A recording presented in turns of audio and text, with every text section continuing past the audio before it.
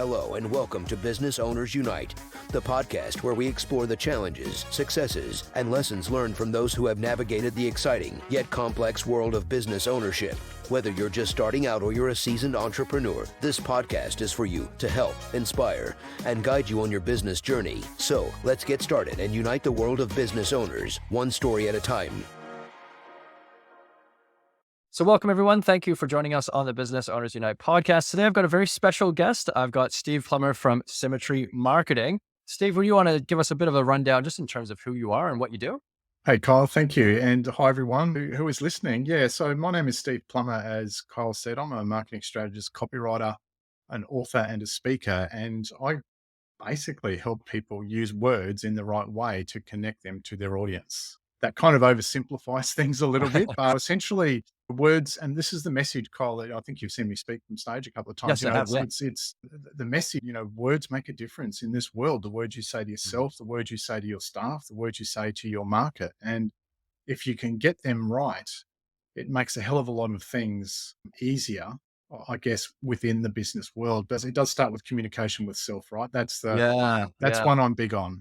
And because we've all got that nasty voice inside the head that goes, you know what, Steve, or you know what, Cole, you're really not good enough. You really shouldn't be doing this. Just go and get a job. Yeah. It'd be so much easier if you just quit and went and get a job, right? We've all got that little guy there going. Why are you saying this to me, Steve? Yeah. I'm not saying it. The little guy, and so I think one of the things that I understand and I know from a human, a human perspective is all of us have very similar problems, very similar challenges. We might like to think when we're in pain, we might like to think that it's just me.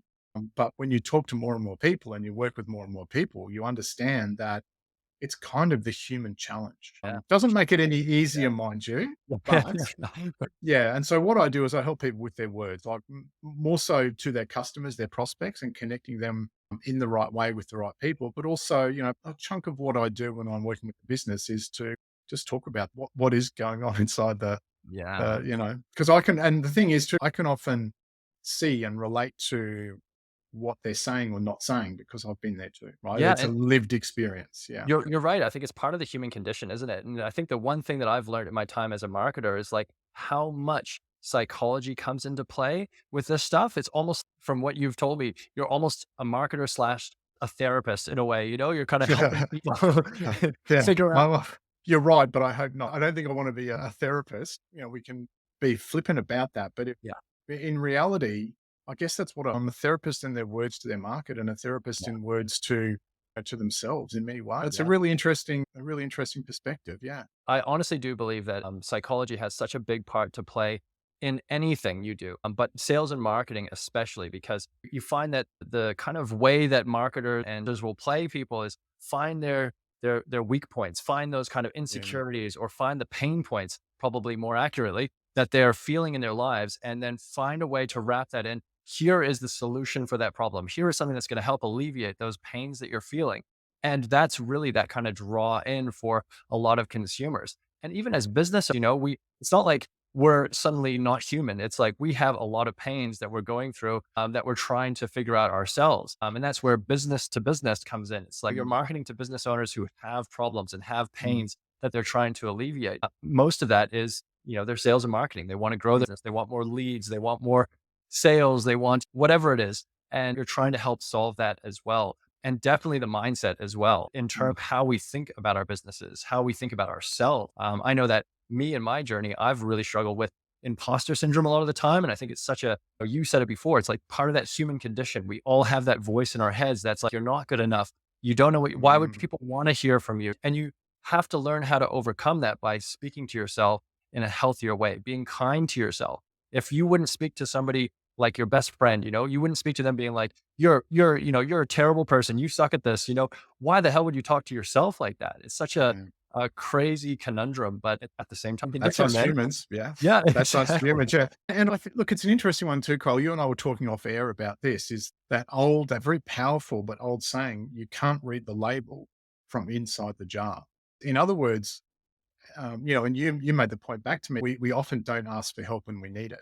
And asking for help is a sign of strength. And so if you do, and this is not a pitch to hire me or to hire Kyle or anything like that, but if you do require assistance, it Yes. doesn't mean that you suck or that there's something wrong. It just means you need help. I Yep. need help. Carl, you need help. We all need mentors and coaches and things. And that can come, Absolutely. it can come in the form of a book, a training course, a phone call, a consultation, whatever it might be. I would just, because you cannot read the label from inside the jar, which is where we all are in our business. I've got blind spots. I can't see things that Totally. I can easily see in someone else's business. Like I've written for over 60 different niches, Carl. 60, Wow. more than 60. All right. Like, why don't I have all my own stuff figured out? Like, it's Mm. because I'm human. And Yeah. it's the same for every one of you listening. And I think that's one of the challenges of the business and the marketing world is that we see the snippets of people's lives that they want to show us. The flashy good talker who can articulate and, Yeah. da da da da da. And we don't often see the reality behind the scene. And Yeah. when the other thing too, I think when we see that really cool person, we automatically elevate them and diminish Mm. ourselves. Please So don't true. do that. Please don't do Yeah. that. You know, Yeah. You're raising a lot of great points here. I think, especially with the rise of social media and all of the Mm, algorithmic content that we get fed to us, I think that we're going to see a ramifications of this, of, I guess, what we're kind of already seeing in a lot mm, of younger generations is it's almost like a breeding ground for narcissism mm. and not feeling enough. So you're Yeah. encouraged to show the best parts of your life and look at how great I am. Look at all the accomplishments I'm doing. Look at all the trips I'm having and all the happiness I have in my life. And it's most likely empty, right? It's like you're encouraged to sell yourself. Whereas then everyone who's consuming that is like, why am I not doing this? Am I not good enough? Is there something wrong with me? Mm. So it's really breeding this horrible culture of not good enough and feeling of keeping up with the Joneses. And I really do respect when you find people who are authentic. I think we have a craving for authenticity. I think that we're going to start seeing more, I hope anyways, more of that kind of emerging, but it's very hard to cut through the noise right now with the Mm. platforms and the way that they're structured. It's really to try to get as much content to you that's going to keep you on the platform as long as they can, rather Mm. than really high quality kind of content that's authentic and real. So I don't know. That was a bit of a random tangent there. Yeah, yeah, it's a really interesting point you make, though, and I'll link it to something that I saw very recently. There's an incredible book by it's actually sitting on my desk here. It's by Gene Schwartz, Oh, nice. Breakthrough Advertising. Right? That costs about $120. Oh, wow. It's Wow. an iconic thing in the marketing world, and in marketing and copywriting, we talk very much about research, get to know your market. And Yeah. the reason I bring this up is that one of the best pieces of advice that Gene Schwartz, the great ad man from last century, Mm. gives in that book is to research, get out and connect. Yeah. His words: go to Walmart Yeah. and listen to people. Why? Because that's who you're going to ultimately be selling to. For sure. And in this age of, and I mean, it's ironic that we're talking online here, but in this age of the online world, forget the irony for a second. In the age of the online world, I would challenge you: are you getting out enough and talking to other human beings Yeah. and spending time with other human beings? And you and I met at a networking event, Kyle, and that has been, I'll say, it's been a semi game changer for me, just in terms of hearing what people are saying and knowing what is going on in people's hearts and minds. And so I would ask anyone listening: are you getting out and connecting enough? Even if it is just, dare I say it, going and walking around a shopping mall for an hour and just hearing snippets of conversation, talking to or listening to people. It's a really interesting thing how that might change some of the dynamic of what you do, to be hearing people via, and that you're doing your research, it's still at work, So Yeah. it's a really interesting one, that connection point of view of the human spirit, the human condition. I agree. Going to the networking events, I didn't realize how isolated I'd become working for myself, working remote, and that human connection, how much it's reinvigorated me. I only started networking mainly to make friends who we could talk about the same things, because Mm. not everyone talks about business. Not everyone talks about marketing. And these are things that I'm very passionate about. So you've got to find those kind of birds of a feather, right? That you can kind of all share kind of common interests. But Those the weird, nerdy people, right? we're nerdy people. We're pretty not, yeah, exactly. Like Yeah. we're kind Yes. of a bit outsiders. Yeah. Bless us, right? Yeah. We're cool. Yeah, we're cool. Yeah. Yeah. But I think just being able to talk to people has allowed me to understand a bit more of the actual pain points that business owners are having and are the struggles that people are going through right now. I'm not reliant on studies or benchmark reports or anything that you might get online, which are very handy, but you're talking to people, you're building up relationships, you're understanding like, oh, okay, so you're finding it hard to find clients right now, or you're finding it's a bit quieter, or cash flow is a real issue. Like, and like we were saying before, it's kind of like that authentic vulnerability of being like, man, like this is tough. You got to trust people in order to open up and be vulnerable. And that's not something you can easily do online as much as you can probably maybe in person. I don't know. But yeah, Yeah. human element, man. Like Yeah. you don't have that. I think life is pretty lonely. Yeah, it is. And I think there's two points I'll make. One of the things that COVID did was it isolated a lot of people. We got conditioned to being alone. And like you said, I don't think that did many people favors because it separated and isolated a lot of us. And I think there's still, because I agreed with everything, right? I was ticking things off as you were saying it about that isolation, right, and the connecting. And so I would challenge anyone listening to have you, because the more people I talk to, the more they go, oh, wow, I was like that. I did Yeah. isolate myself. And so I'd challenge anyone listening, and it may or may not be true for you. I don't know. That's up to you to decide. But have you got a have you become that isolated person, and could you benefit more from getting out and connecting? And it's not an advertisement for any particular networking group or anything like that. We don't get a cut from any Yeah.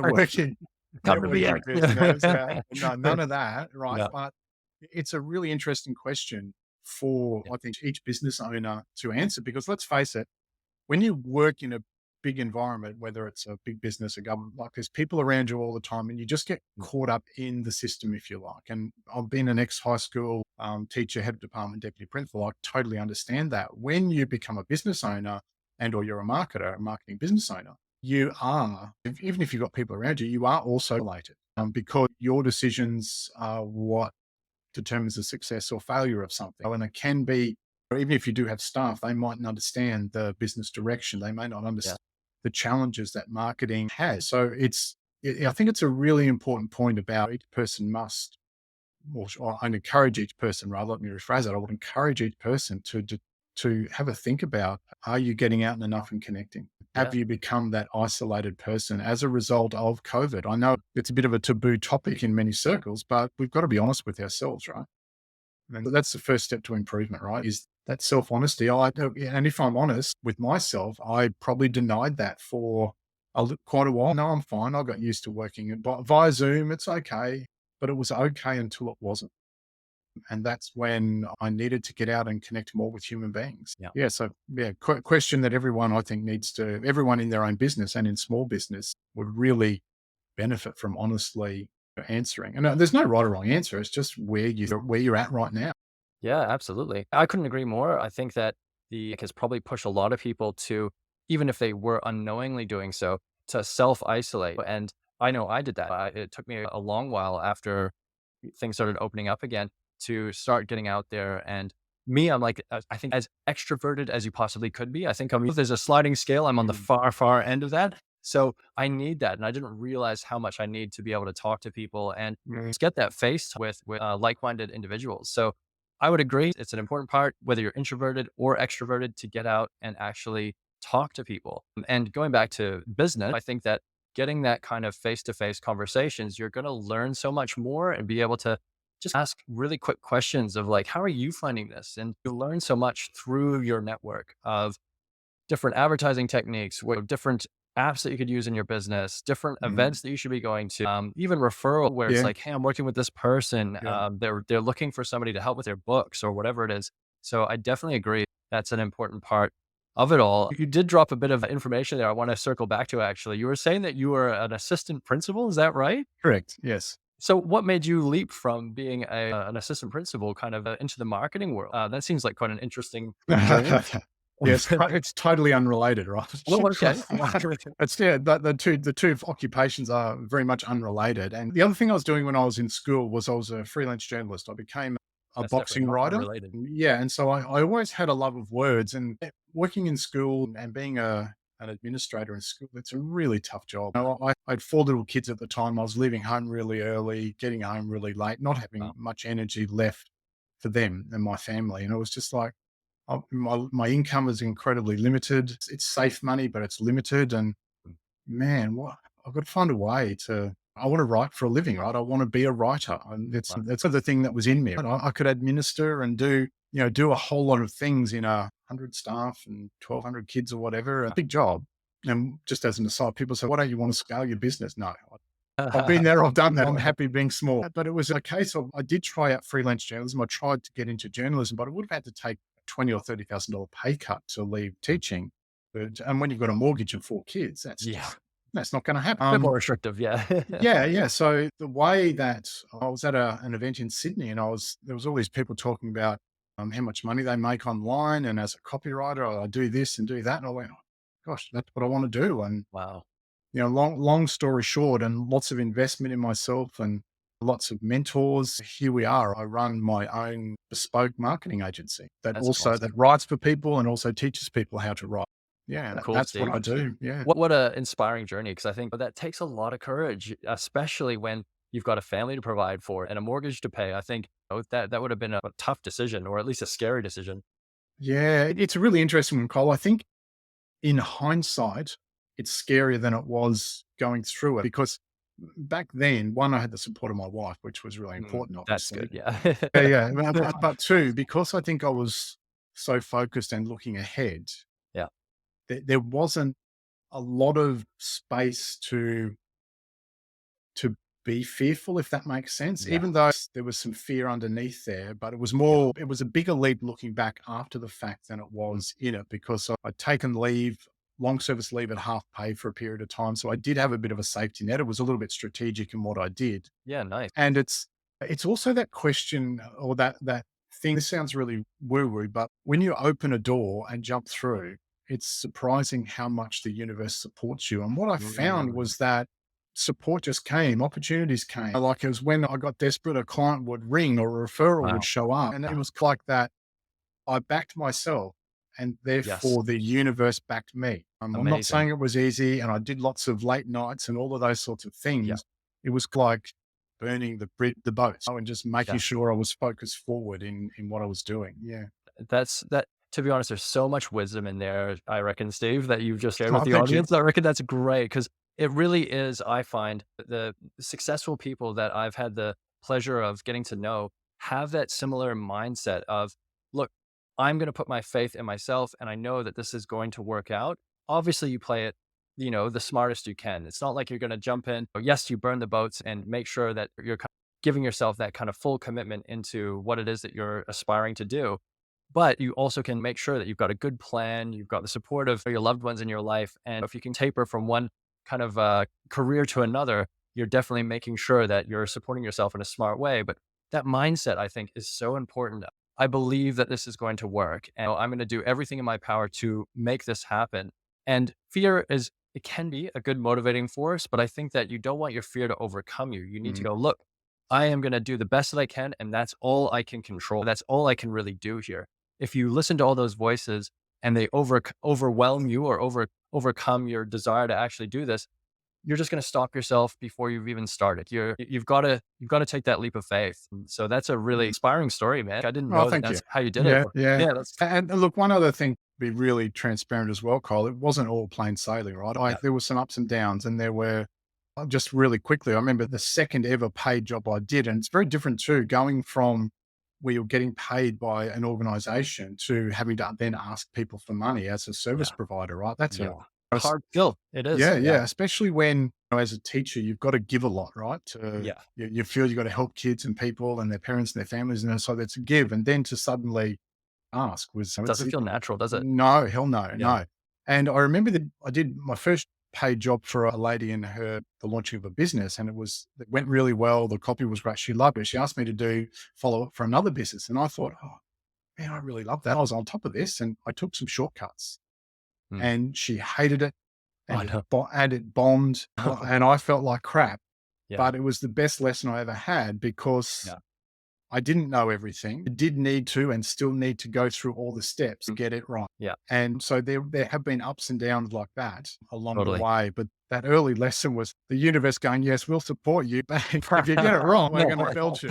So there were some downs like that. And I moped around and thought, oh, this is too hard, I'm going back. There were times, there were ups and downs like that. Yeah. And because when you do hear a story like that, it's easy to see just the positive and the end results. You don't see Exactly. the journey as well. Yeah. Or if you're going through changes at the moment, there's going to be some tough time. Unfortunately, that's life, right? And I look at Yeah. nature. We have winter and summer. We have night and I was dark. just thinking that. Yeah. That's life as well, right? You're going to have your dark times, your Absolutely. hard times, your cold times, your warm times. Yeah. Exactly. Yeah, everything goes through ups and downs. And you look at anyone, the most successful people in the world. I'm going to pull some names from the top of my head, like Richard Branson, for example. The guy started so many different businesses and ventures. Started his first business when he was a young teenager. How times has he been on the brink of bankruptcy? How many times he bet everything he had to start a new venture that he believed in, only to have it either collapse or something happen where it's nearly catastrophic? Same as Elon Musk. People who are worth billions, hundreds of billions of dollars. These guys bet it all. And it's not a linear path. It's not like they've just Yeah. gone every year, they've doubled Yeah. their value. It's like they've gone up, then down. And sometimes you're going to have those down moments. I think that's probably one of the most lessons that anyone can learn running a business is that it's not a linear path and you're going to learn as you go. And it's going to be Mhm. times where things aren't going to be all sunshines and rainbows. It's going to be tough, but you have to persevere and have faith that it's going to work out and that what you're trying to do, that North Star that you're working towards is worth the journey, right? It's worth the pain. So I think going back to all the words, because you are an expert wordsmith, I think it's really important to have that mission and have that vision. Why am I doing what I'm doing? Is it so that I can spend more time with my kids? Is it so that I can enjoy what I do? Is it so that I can help other businesses figure out their why? Having that North Star, or in our case, the South Star, is really important to I think any entrepreneur to be resilient and deal with those tough times, because that's the only thing you can't avoid. You're going to have moments where you're like, why the hell am I doing this? This is so hard. Yeah, and even it will be easier to go and get a job, right? And it Yes. is so much Yeah. when you think about it, basically because tax gets taken out, so everything you earn is totally profit, right? You don't have Yeah. to worry Yeah. about clients. You just turn up and do your thing. It's much easier. But Yeah. if the entrepreneurial spirit burns within you, it might be much easier, Yeah. but it's also akin to a certain death in a way, a death of Yeah. the spirit, Exactly. or at least a curbing of the spirit. And yeah, for all those freedom seeking, entrepreneurial weirdo type, and more power to you, because that's what makes the world go, makes the world turn. Not big business, but the entrepreneurial spirit. Totally true. Yeah. I know that I went to the BX conference recently and I always get his name wrong, but Mike, the Profit First author, and I always get his last name wrong. So I'm Mm, not even going to try to pronounce it. He was saying that small business isn't the backbone of the economy. It is the economy, because yeah. every business started as a small business. Yes. And we need that as to keep basically the world moving forward, is we need people to be brave enough to take that leap. And it's inspiring to hear you explain your story, because I think that a lot of people would probably feel scared, especially when you have kids reliant on you, you Mhm. have a more, your whole family's dependent on you. That is a lot of responsibility. And to take that leap that leap of faith would take a lot of courage and a lot of faith that it's going to work out. So if you've done it, I know that there's people probably who might be on their journey of going, should I do this? They're on the fence. It's like, you can do, I think learn from Steve here, and if you believe in what it is that you want to achieve and what you want to do, you can find a way. What's the saying by Nietzsche? It's like, if you have give me a why, you can bear any how, or something like that. I can't remember the saying. I haven't heard that one. Yeah. Yeah. Yeah. Yeah. There's some saying that's really smart and prophetic, but Kyle's butchered it. So that's great. Uh, but no, this has been great, Steve. I guess looking back on your journey, if you were going back in time to speak to yourself and you're like, look, here are the main things that I've learned along the way, learn from me. What would it be that you would share with the younger principal version of Steve? Don't let the voice in your head become overwhelming, because it can. Yeah. Still your mind, or get out of your head and get more from that heart space, right? But your heart will never let you down, whereas your head will. So they're probably two big things. And the other thing is just believe in yourself. If I look back, I wish I had have believed in myself more. And I know, but based on you're saying how brave and all that is, that sounds like very much a contradiction. But I wish I had have believed in myself to take, and even to take more risks. And you might think you took the ultimate risk. Oh, what are you talking about, dude? Yeah. That's contradictory, but play less safe. Don't listen to that voice. Yeah, play Yeah. less safe. That's all. Um, I'm a big believer that bravery isn't the absence of fear. It's the ability to still move forward and while fearing, Mm. being fearful. Bravery is definitely not being absent of fear. So Yeah, I yeah. think that we all have those voices. It's our own, I'm not even going to call it demons. I think it's just a part of us. It's human nature. So you can't switch that off. I think it's just being at peace with it and acknowledging it, but still moving forward towards what it is that you want. That's my 2 cents. And yeah, no, I agree with that totally. Yeah, you can't switch it off because to switch it off is to deny part of you, right? Because that voice Yes. is part of you. Mhm. It's part of your makeup as a human being. It's how we could call it the shadow self, as Carl Jung Yeah. did, but you can't. It's still part of you. It's how you manage that voice, that shadow self, Mhm. is the key thing in business. Yeah, actually, if we've got time, Cole, I'll just share one quick Absolutely. story. There's a guy, a marketer from the US called Dobbin Buck. He runs, what was it, Get You Wired marketing agency out of Atlanta in Georgia. And he came out for the Keep conference. You'd be aware of the CRM Keep. He was a keynote speaker, and I was fortunate enough to have dinner with him. And I asked him, I said, what, because I wasn't at the Keep conference, but I said, what was your keynote speech about? And he said, about how to deal with your business and with your mind and business. And I said, what do you Mm. mean by that? And he said, well, what do you want your business to be? What do you want it to do for you? And he said, for example, I only work 3 days a week now. I don't work Mondays and I don't work Fridays. And I said, tell me more about that. And he said, he said, it's a decision. Everything in life is one decision away. You make a decision and then you move on. And I said, okay, I get that. But how did you get through the fear of, gee, if I'm not in my business working, how do I keep the revenue coming in? How do I keep Yeah. things moving? And he paused for me and he said, oh, it's really interesting. He said, what I worked out, whether I worked 3 days a week, 5 days a week, 7 days a week, 20 days a week, he said that fear was always there. So it Wow. wasn't about diminishing the fear. It was about organizing my life to make the business do what I wanted it for me. Nice. And that's Mm. because no one talks about that, right? The fear of Mm. failing and the fear of, if I do X, Y might happen, and Y Yeah. is obviously bad. And for someone of that stature to come out and say that fear is always there, was, in many ways, it was a relief for me going, oh, good, I'm not just the only one. If a client cancels or doesn't renew or whatever it is, that Mhm. goes, where's the next paycheck coming from, kind of Yeah. thing, right? That Yeah. fear, and that fear is always there. So yeah, how do you deal with that fear? And Absolutely. maybe it's time not to deny that's there. Yeah. Yeah. Absolutely. Yeah. Yeah. Yeah. I think it's like you said, like that Jungian like shadow work. You need to look at this is a part of me. It's not something that I need to repress or hide or try to shut up. It's like I Mm, need to listen to it, but not let it take the wheel. It's something that I need to acknowledge and realize that I'm still moving forward regardless. It's not mm, going to stop me from doing the things that I know are important. And I can't believe how many successful people and coaches and business people always come back to mindset. It's, mm, not so focused on here's the tools and tricks that you need to use to scale a successful business. It's like, here is the tools to help your mindset. Here's the ways mm, to develop yourself and help yourself grow. And I think that is probably one of the most profound things for running a business is do the work on yourself, invest in yourself and how to not quiet the voice, but learn to live with that voice, those limiting beliefs and still move forward and speak to yourself in a more healthy manner. Important. And I think that for me is the number one lesson I've learned in running a business is being kind to yourself. Like you wouldn't speak to anyone else the way you speak to yourself. So yeah, why do you allow you to speak to you like that? yeah.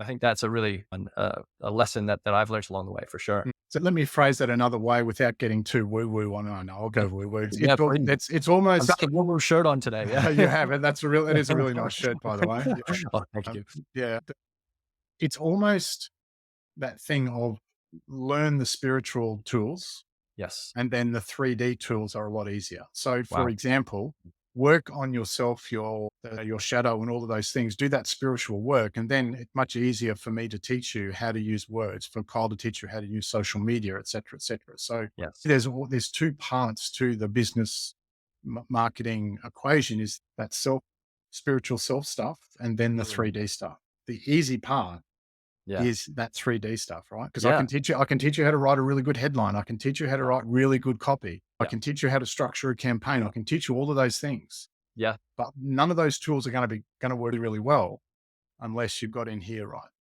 So true. It's almost the reason mindset is so important. It's like if you want to get fit and healthy, you want to look good, feel good in your body, that you need to eat healthy, eat better, and you need to work out. Like you're going to need to do some type of physical activity, right?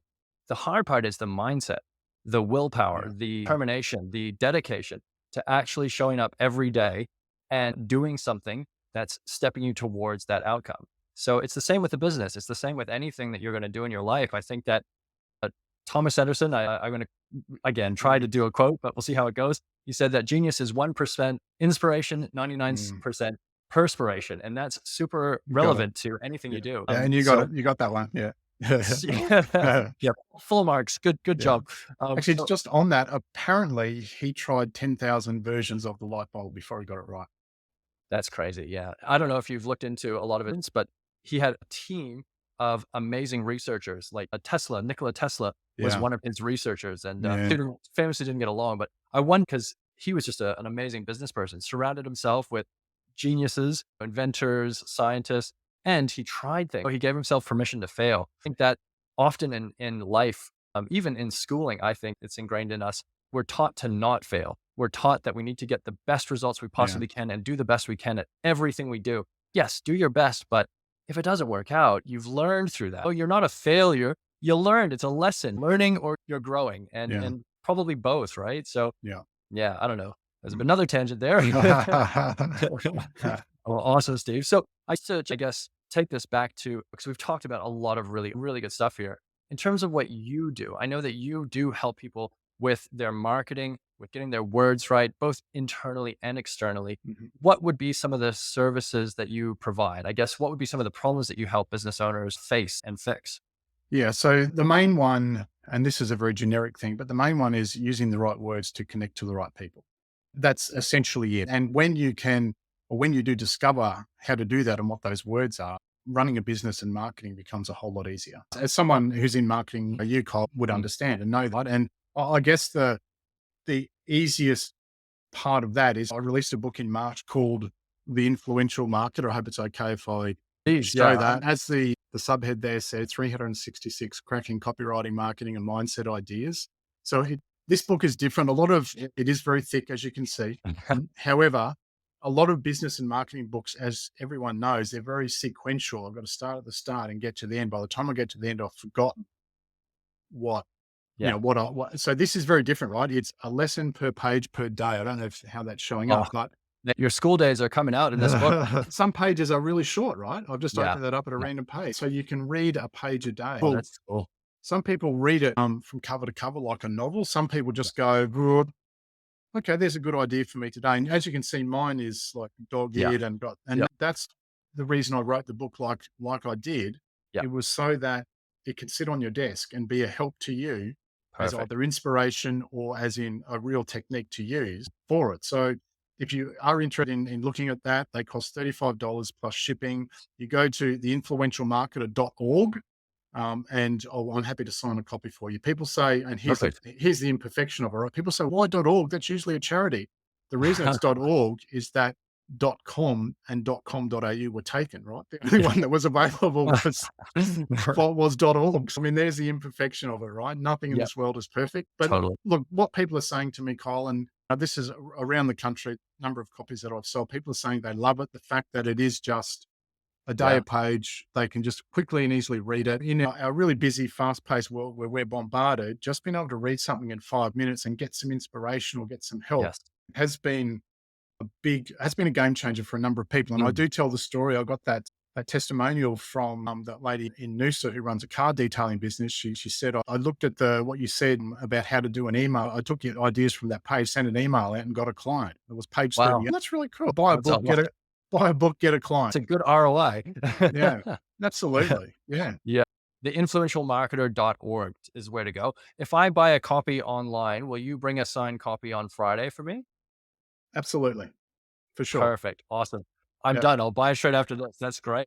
Well, yeah, Steve, it's been awesome catching up, mate. Thank you so much for your time and for all of your wisdom. I think that there's been a lot of value there in terms of, I think mindset is one component that is often a big focal point, but it's super important. Like you said, if you tackle that first, everything else flows. So I really appreciate you taking time to to go through that with us. And definitely keen to read the book. Everybody that I've heard about the book from has loved it. Yeah, I'm hoping I might even pick up 2 clients from it. We'll see how we go. Okay, excellent. I'll have a couple of copies there on Friday for you, Kyle. Perfect, mate. Thank you so much. Now, just before we wrap, I've been doing a speed round of questions just to get some extra bits of value from my guests. Would you be happy for me to rapid fire some questions at you? Perfect. The first one for you, Steve, is what is your best, let's say, ritual or habit to look after yourself as a business owner? It's knowing when to shut down, to shut off. In terms of a ritual, I've made my own didgeridoo and I'll play the didgeridoo. That's one of my shut off or techniques. Yeah, that helps. It gets me away from computer and all that sort of thing. So I have it shut off. When you're the person responsible, it's very hard to shut that off. And so that's why, and I go back to Dobb and Buck when he said about 3 days a week, that's all he works. Is the business working for you or are you being run by the business? And so that's probably the big thing, I think. Nice. Yeah, that's a really valuable bit of advice. Speaking of turning off, when you turn yourself back on for the business, what's your kind of best productivity hack? Is there anything that you find is helpful to keep you in work mode, focus mode? Yeah. Gene Schwartz, who I showed you in his book before, he worked in 33-minute block. So I've got my iPhone next to my desk. When I'm writing, timer on, 33 minutes, work away. As soon as the timer goes off, stop the timer, get up, walk around for 5 minutes, come back, another 33 minutes, choose 25 minutes, whatever works for you. Yeah. Nice. Yeah. Yeah. That's a great thing. It keeps me being focused and not too tired mentally. Because if your mind is slow and tired, your productivity just sags, right? True. Yeah, absolutely. Thanks for that. That's great. Hey, it reminds me of the Pomodoro technique. Have you heard of that? Same thing. Yeah. That was 25 minutes, I think. Yeah. It's like a little tomato timer or something. Yeah. Yeah. Awesome. Last question for you. What your favorite, or I'd say most valued app or work form that you couldn't live without? I can live without all of that technology. Yeah, probably do that. I'm happy. Yeah. The couple that I use obviously is Grammarly. I use that a lot. I use the Hemingway app as well. They're two, as a writer, they're two that I use a lot. And I explain in the book, but I also am very mindful of the level of the grade level, the reading level of the copy that I write at. I make sure that's the FK, the Fleischer Kincaid score. I make sure that's around a year 8 level. And that's software that's built into Word. So they're probably the 3 big ones for me as a writer. That's really cool. Yeah, I've not heard the Hemingway app before, to be honest. I have to check it out. But Grammarly, it's really good. I hope everyone's heard of Grammarly. Yeah, Grammarly. And there are lots of different ones like that. People have it's a Holden Ford argument for me, but I use those ones. Yeah. Oh, perfect. Steve, it's been an absolute pleasure chatting with you today. Thank you so much for your time and just bringing such great energy to the show. Definitely everyone listening, check out theinfluentialmarketer.org for Steve's amazing book. And thank you again, mate. Really appreciate your time. Pleasure, Kyle. And thanks everyone for listening. I look forward to connecting with you at an event hopefully soon. So thanks very much, Kyle. And thanks for everyone. Oh, thank you, Steve. Cheers. And that brings us to the end of another episode of Business Owners Unite. Thank you for spending this time with us and being a part of our growing community of entrepreneurs. If you liked what you heard, please show your support by subscribing and leaving a review on your platform of choice. Your feedback helps us grow and continue to bring you valuable content. Remember, your business journey is unique, and we're here to support you every step of the way. Stay tuned for more inspiring stories in our upcoming episodes.